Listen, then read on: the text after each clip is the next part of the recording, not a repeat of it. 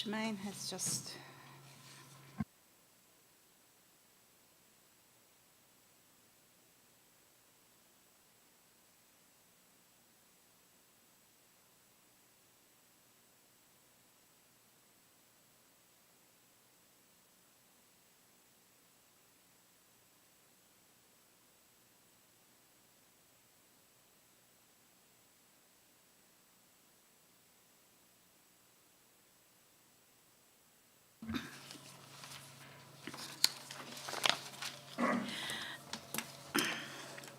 Good evening, ladies and gentlemen. Welcome to the July briefing session.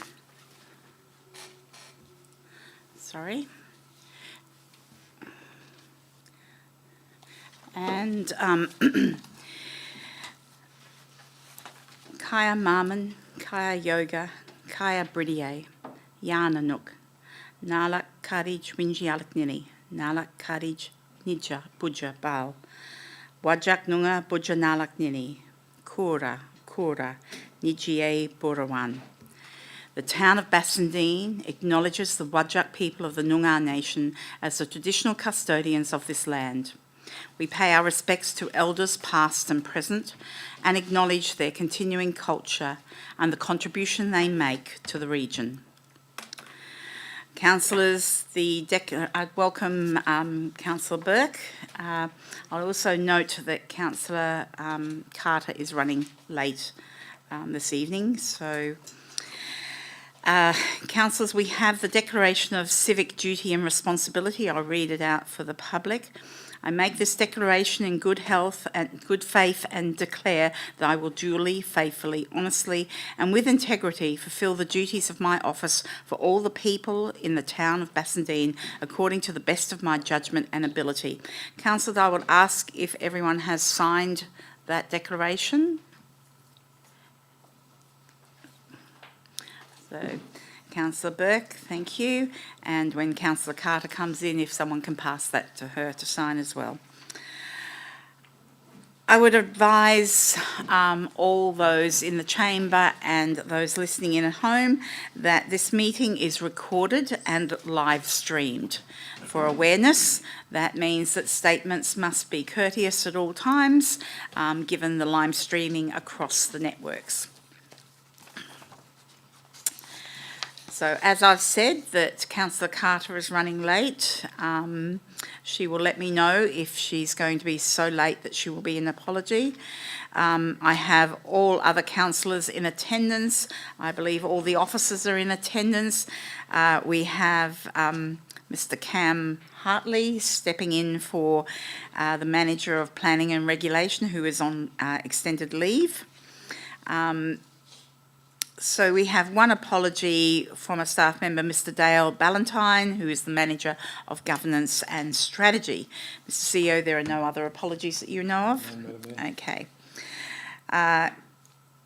Councillors, I'll ask if there are any declarations of interest on tonight's items. No? Okay. I have no announcements by the presiding person. So this brings us to item 5.1, which is deputations. Now, we do have a deputation that has been sent in by Cecilia Bova, and this resident is not going to be in the chamber. Given it is a long deputation, I also note that this has been forwarded to all the councillors today. I also note that there is an associate of Ms. Bova in the chamber, and I would ask if that person would like to read out the deputation. Otherwise, it will appear in the minutes of the meeting. Okay. I note that you actually volunteered to answer questions if councillors have any questions. So, councillors, before I ask you to come up to the microphone, I will ask if any of the councillors here have questions relating to that deputation. No? Okay. We'll leave it at that then. Okay. We also have 5.2 now, which is statements by members of the public. At this point in time, I would invite anyone who would like to make a statement to come up to the microphone. If you could then state your name and address for the record. And statements are to be confined to 2 minutes maximum. So if you would like to make a statement, please raise your hand, and when I call you, come to the microphone. No? Okay. We'll now move on to public question time. Again... So Jennifer's not in the room? Ah, okay. So Jennifer Monty, are you in the room? No. Okay. I just note that Councillor Carter has entered the chamber, and I would ask if the declaration could be passed to Councillor Carter to sign. Whilst I'm at it, Councillor Carter, I would ask, do you have any conflict of interest with any of the items on the agenda? No, Madam Mayor, not that I'm aware of. Thank you. Again, my apologies for... No problem at all. Thank you. So, ladies and gentlemen, this brings me to item 5.3, which is questions. So, as I said, questions from members of the public. If you raise your hand, I will call you to the microphone, and you have 2 questions that you may ask on any item that's on the agenda. So, would anyone like to ask public questions? No? Okay. So with that, we will move to the reports. So the first report relates to item 12.2, the car park, lot 78, number 26, Whitfield Street, Bassendean. And I would ask Mr. CEO if the officer would like to provide a summary of this. Yes, Madam Mayor, given that it is our briefing session and we do have our Manager of Planning Regulation here, I think it would get a fulsome presentation, and that way Council will be fully briefed before decisions are made next week. So I'd ask Cam to come to the microphone at the top of the room.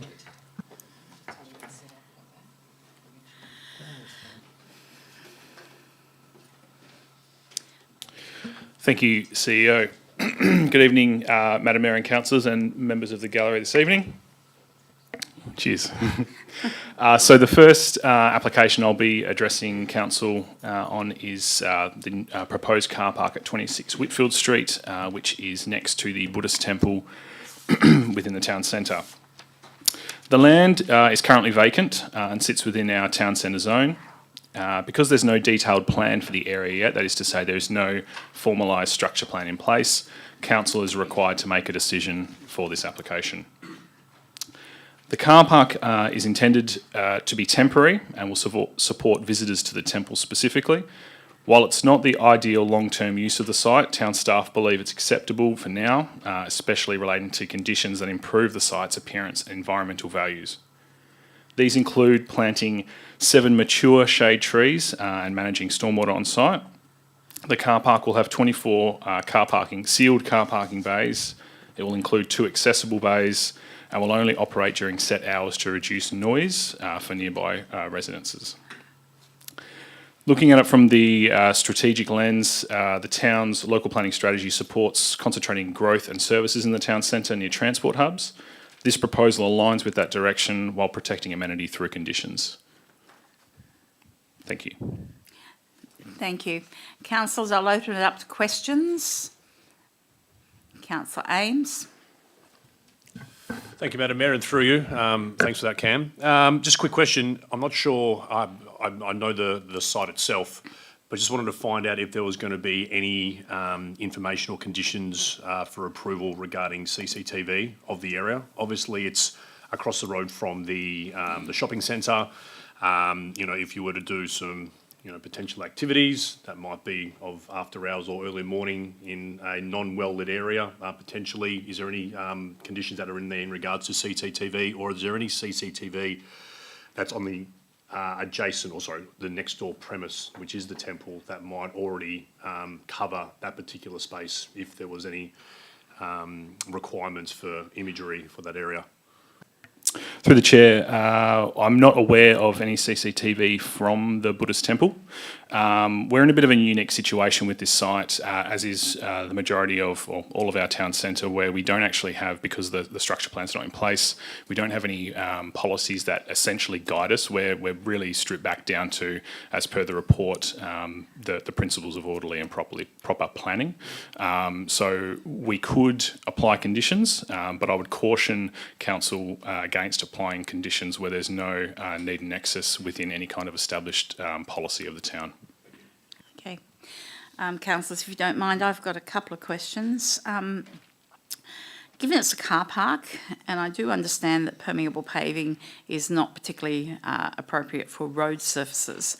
However, there's a growing use of permeable paving in car parking areas that have minimal use. And I'm wondering if this is something that could be utilised, because part of the report indicates that clearly this will reduce water absorption into the ground because it'll all be paved or bitumised. So what would be your view on requesting permeable paving as a use? Through the chair, look, we could recommend to the applicant explore permeable paving options for the car park.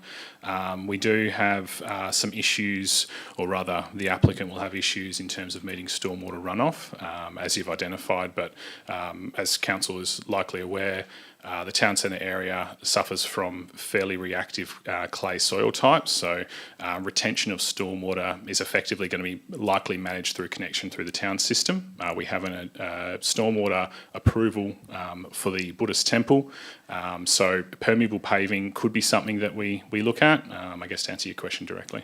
Okay. Actually, yes, I think that particular area is clay surface, isn't it?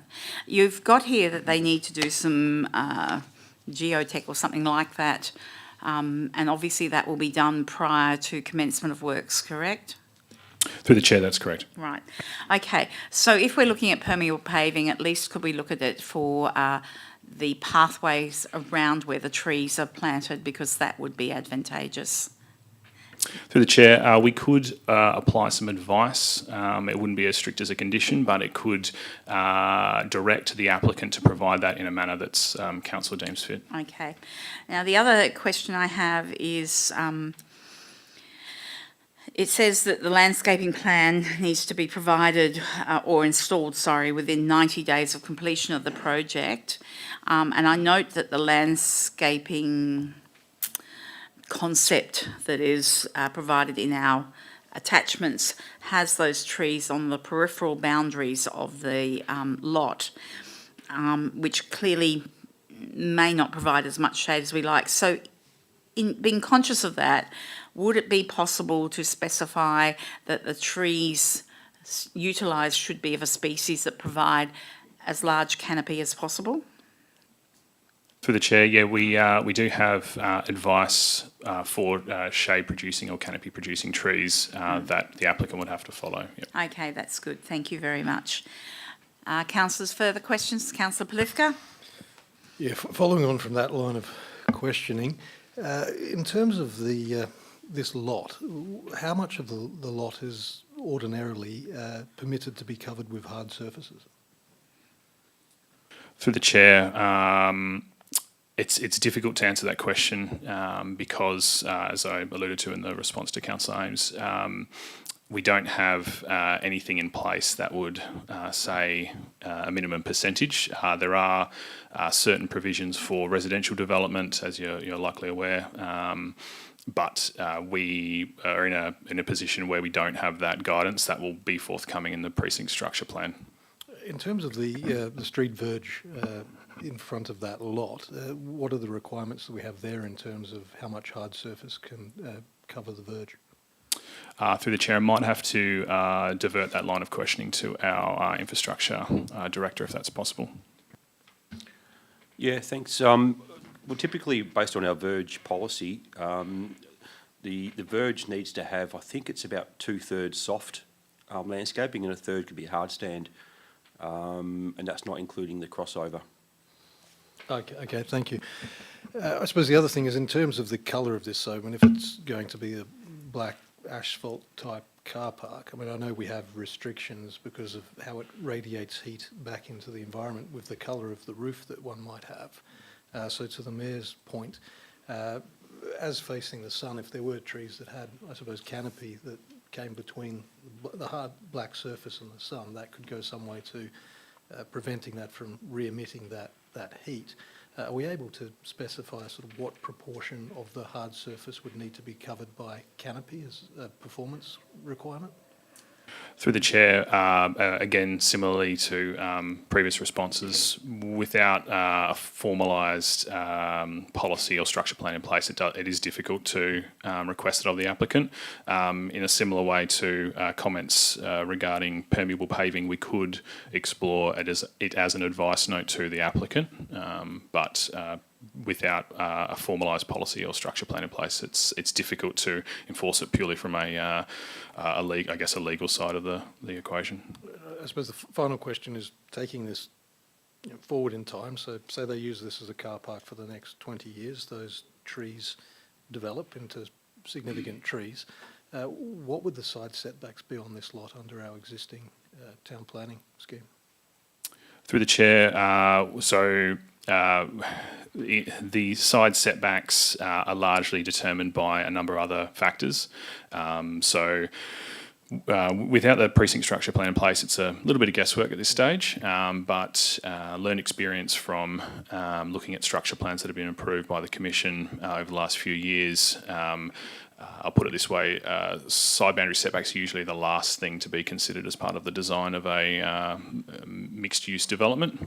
There's usually other things that kind of take priority to that. So things like awnings, building articulation, car parking. There's usually so much more associated with that setbacks will kind of manage themselves out. A lot of structure plans, more contemporary structure plans, don't really mention them or just divert to a minimum of 1 metre or being buildings on the boundary. But again, we don't have anything in place that would say that currently, if there was an application before council on this site for a 7-storey building, we don't have anything in place to assess that at this stage. So in terms of the side setbacks then being vulnerable to that process, would there be more protection if the large trees, which would over 10, 20 years grow even larger, were placed in the rear setback? Would there be more certainty around those being retained as a condition of development?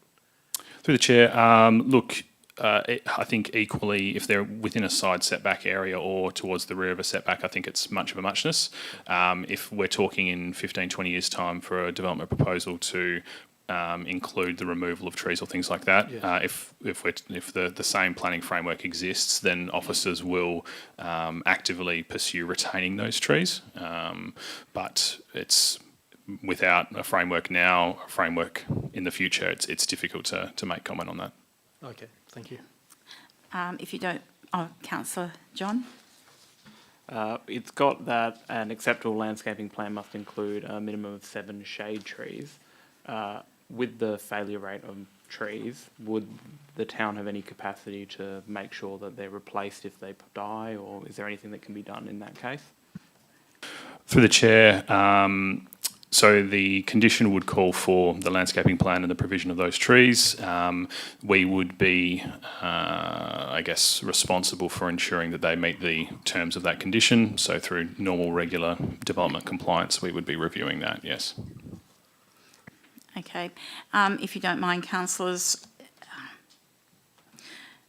I thought that particular clause also had to be maintained to the satisfaction of the town into the future. Is that right?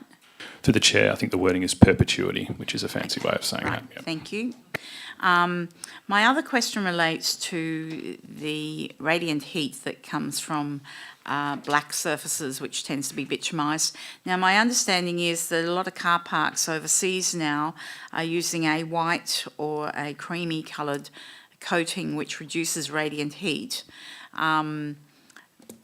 As advice, do you think that this applicant would care to look at something like that? Through the chair, my dealings with the applicant would suggest not.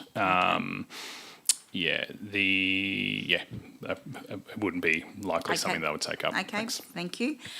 Honest is great. Okay, moving on. The other question I have relates to the verge in front of the property.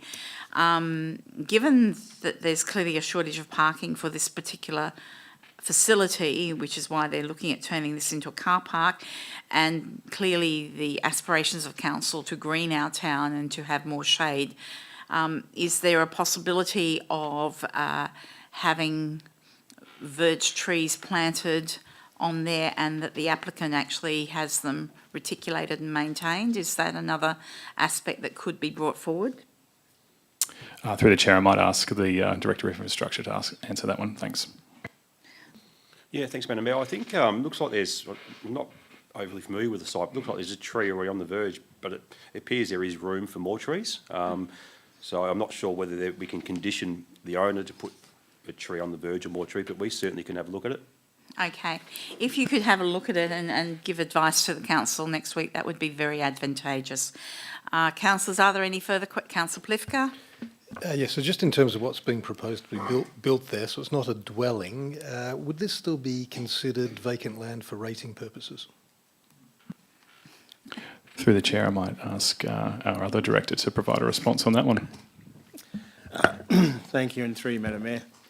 The town would rate the land as vacant and apply the higher differential rate accordingly. However, if there were to be that there are objection and appeal rights against that, and that's where the nuances of the Act sort of come into play in terms of whether or not there's what's called a merged improvement on the land, and that would be a matter of fact to be determined. But the town would, as a matter of practice, initially rate the land as vacant. Councillor Ames? Thank you, Madam Mayor. Just in regards to the gating of the premise or of the property, we've got the hours there, Monday to Saturday and Sunday public holidays. Is there a scenario that though would be automatic gates? Are they going to be locked personally by those that are associated with the temple? How does that work in regards to the securing of the area? And again, just ensuring that behaviour is kept appropriate on the site. Thanks, through the chair. Look, the advice from the applicant is that it will be done by members of the church, or the temple, I should say, and there's been no comment or suggestion to say there would be automatic gates. They would be done manually. Thank you, councillors. I'll close questions on that now. We'll now move on to the next item, which is item 12.3, home business hairdressing. And again, Mr. Hartley. Through the chair. Okay, thanks. So this application for 74 Ivanhoe Street submitted to council at the owner's request. And I thought in different to my previous presentation in council, because this has a bit of a different approach to it, I will give council some background and talk through excuse me, some of the elements of the proposal. So if council is aware, or as far as council is aware, home businesses are meant to operate quietly within residential areas without disrupting neighbours. The application at hand includes an operator who's not agreed to scale back their business to reduce its impact on neighbours. Town staff, over a period of 8 to 9 months, have attempted to work with the applicant with the proposal, but fundamentally disagree with continued operations of the business, mainly around the management plan. There are three key features of the management plan which town staff, for want of a better term, have an issue with. So the first relates to having 2 customers on site at a time. The applicant has advised that the operation of the small business relies on having at least 2 people on site being dealt with by the hairdresser. Town staff, and through our policy, our scheme and our strategy, really talk to ensuring that home businesses are at a scale that is reflective of the residential amenities surrounding it. 2 customers on site at a time is not reflective of that.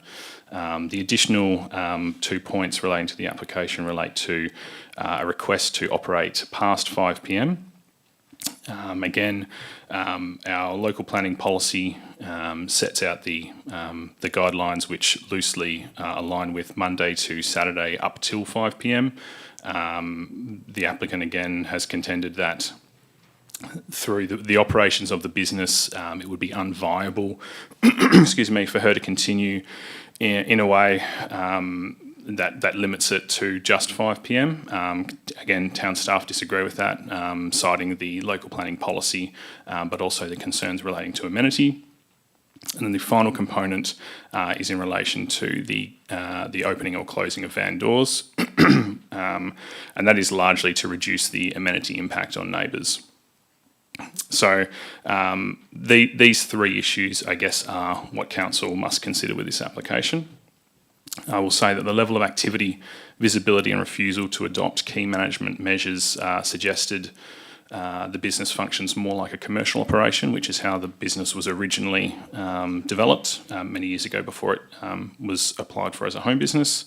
Town staff contend that as it does not meet the definition of a home business, we recommend the application be refused and a directions notice issued, which effectively requires the applicant to cease operations.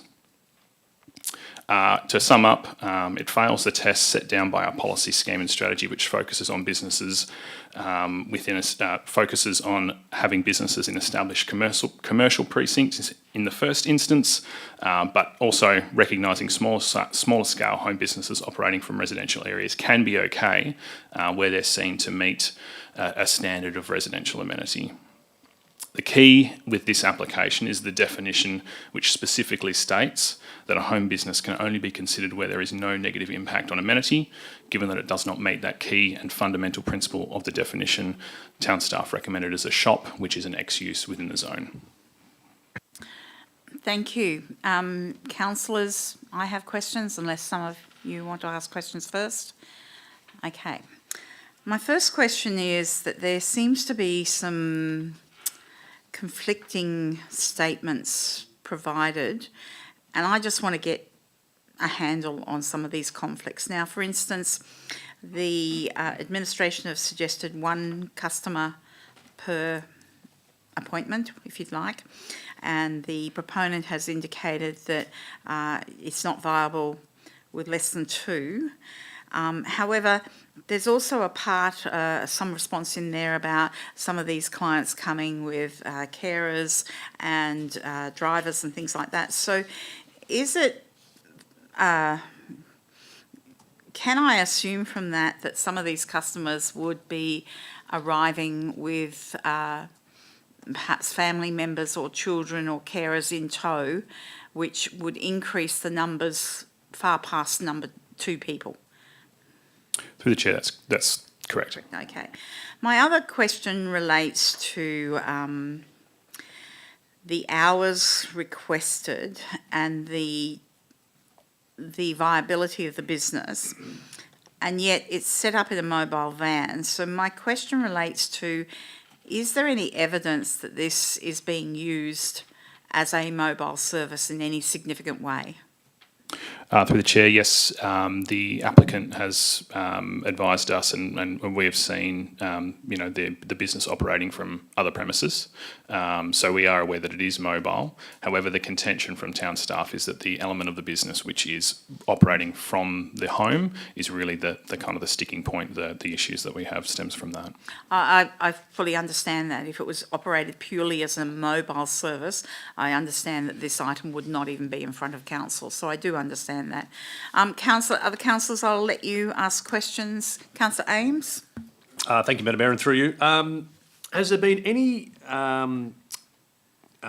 comment from the resident at the rear of the property, 74A, in regards to objections or agreeance to this business being operated, which I couldn't find myself? I know there's been a few others, but is anyone, because obviously this is a front portion of a Battle Axe block, just wanted to find out if there's any objections to the business from 74A. Through the chair, I may have to take that question on notice. That's all right, that's cool. Because if that was the case, has been any comment in regards to maybe potentially switching where the business is positioned as per the plan here. We've got from the proponent, we've got parking and the mobile salon at the front of the area, or front of the premise, where you've got a large storage area that's at the back of the premise, which potentially could be a switch. I don't know if that's been discussed with the proponent. Through the chair, we have discussed with the proponent not just the management of its current operations, but changes to that, and the advice that we've have received back in the past has been that like the three fundamental issues that I've detailed before, any changes to that would make the business unviable. Yep. Councillor Burke? Yeah, thanks. Through you, Madam Mayor, through to Mr Hartley, just wondering if any options have been explored with the applicant in regards to sound barriers. I've noticed that they park, I've driven past the property on the weekend and I've noticed they've parked on the right-hand side and there's a number of units on that side, but they've also got, and it's also on the visual as well, they've also got car parks in the middle of the property as well.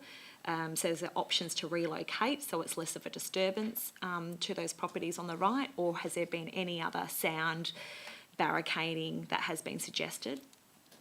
Through the chair, there hasn't been any from the applicant. From town staff point of view, any change, the application at hand is the van within the driveway in the carport at the front of the premises.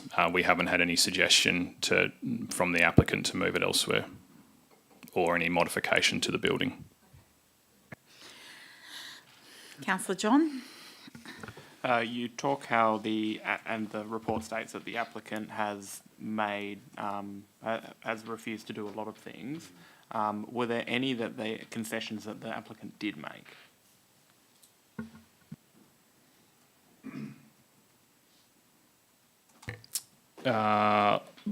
Very, very difficult for me to say. I may have to take that question on notice. We have been working with the applicant for quite some time, so there has been a number of back and forths between the applicant and the town, trying to reach a resolution that's acceptable for the town, the operator, and the objections that we've received. But I will have to take that question on notice.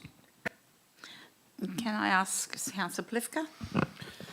Does any of the delivery of hairdressing services occur within the dwelling, or is it solely contained to the van? Through the chair, we haven't received advice from the applicant that that is the case, so no hairdressing inside the dwelling. It's all within the van. Okay, thank you. That prompts me to ask a question, Mr Hartley. With home businesses, are they normally contained within the premises rather than a mobile vehicle in the driveway? Through the chair, that's correct. Okay. Can I also ask, the mobile vehicle, if it was being used off-site, there's a comment about the size inside of the vehicle. I'm assuming if it was being used off-site, it could only accommodate one customer during those service periods when it's off-site as a mobile vehicle. Through the chair, my understanding is there is space for 2 people within the van.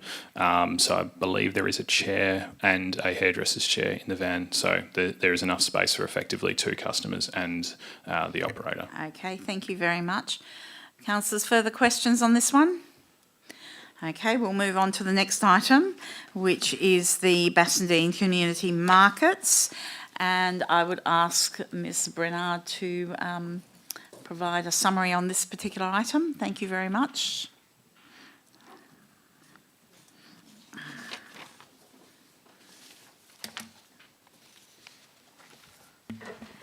Good evening, Mayor and councillors. Sorry, just getting this right. So the purpose of tonight is to present the Bassendean, the deed of agreement to renew the Bassendean markets. It's fairly straightforward, it's really just asking for your support to continue what is a very strong and valued community service to the residents of Bassendean. They present a unique and cost-effective option for the town, certainly something that we can't provide on our own. That's all I really want to say to introduce the item. I'm happy to take questions and look forward to your support. Okay, can I just ask if the deed of agreement which is mentioned in the report, but it's not in the attachments. Could that be included in the OCM attachments? It doesn't have to be public, I just... If it's not there, my apologies, it should be there. It's certainly referred to in the report. Okay, That will well, correct that, absolutely. Maybe I missed it, but I No, couldn't... no, I I'm didn't sure go- you're correct. We will, So- I'm happy to send it out under separate cover as well in the meantime, if that assists. Also, you've got I will correct this because on page 27, the second last paragraph, you've got the markets will continue to operate each Sunday. I think that's meant to be the last Sunday, so if that can be Thank you, corrected you're as well. absolutely correct about that as well. Thank you. Okay, councillors, further questions? Councillor Ames. Thank you, Madam Mayor, and yeah, obviously this would be a great opportunity for us to continue, what is a fantastic event within the town. Noting the licensed area from the last tenure of the deed, how has the ground management been within the area? Obviously, I know that sometimes the markets are called off due to inclement weather. Obviously, that would reduce the impact to the licensed area. But that was my first question. And also, how is the licensed area that now takes into consideration the fitness equipment? And how might that fall into play if there are any injuries or any damage to that equipment during the markets when they are running? Whoever wants to answer that question, have a crack at it. Thank you. Through you, Madam Mayor. That second question is excellent. So, with regard to the first, owning obligations for the licence area and maintenance of it falls to the lessee. I don't believe there are any issues that I'm aware of, and certainly we've only had one cancellation over the last 12 months in terms of being able to run their markets because of inclement weather. So, my understanding that it's good. There's no issues. We have a good, strong, positive relationship with the organisers. So, with regard to the latter, I might just have to take that one on notice and just consider if there's anything we need to do. But I would imagine there will be no changes to current operations. I wouldn't think there'll be changes in operations. There's going to be more individuals down there. There's going to be more individuals that are unaware about how their body acts within space on these fantastic pieces of new equipment. And I don't want the town to be in any sort of situation where we're going backwards and forwards with chaos events when they're holding an event down there. And by looks of things, yeah, the licensed area is now taking into consideration the fitness equipment, and just want to make sure that you either dismantle it or take it apart or find out how that might be discussed moving into the future. Thank you. My only other comment perhaps is that there is insurance and indemnity insurance that should cover any situation that occurs. Yeah. Councillor Plifka. Yeah, so just in terms of what this will cost the town, so we're saying financial support of $500 per market. I think fairly negligible costs in terms of the disposal of waste. In terms of the, I suppose, wear and tear on the BIC itself, and so in terms of the wear and tear on the BIC itself, that would then still fall to the town, with town staff having to remediate that to the extent that the market days cause more wear than you would ordinarily expect? No, under the terms of the deed, it's their responsibility in full to do any repair and maintenance, unless there's an exceptional event that isn't their cause. So, a catastrophic weather event, for example. But anything that happens for them, they maintain, they wear the costs. So if there was a heavy rainfall which caused it to become a mud pit, which side of the line would that fall on? Councillor Plifka. Well, just in terms of Councillor trying to Plifka, grapple please. with the cost. I mean, we've allocated 500, but just in terms of our employee costs, obviously our employees come at a cost to the ratepayers, so just trying to determine that, but we can leave it at that. Yes, please. Okay. Madam Mayor, can I just say that I think one of the conditions we put on the agreement is that during the winter months that the infrastructure director on the Thursday before the Sunday must inspect and advise whether the markets can proceed based on current weather conditions and 48 or 72-hour bomb conditions to protect the surface in the winter months. Yeah. Thank you. Councillors, further questions? Okay. With that, we'll move on to the next item, which is 12.5, Council Plan Quarterly Report. And Mr CEO. Thanks, Madam Mayor and councillors, and I bring to your attention this report. It's the quarterly report, but it is the last report for that particular period. As you're aware, we use the front-facing report to talk about the current status in the broad sense, and then there's a detailed attachment which goes through each particular action line by line, and there are comments for council's review.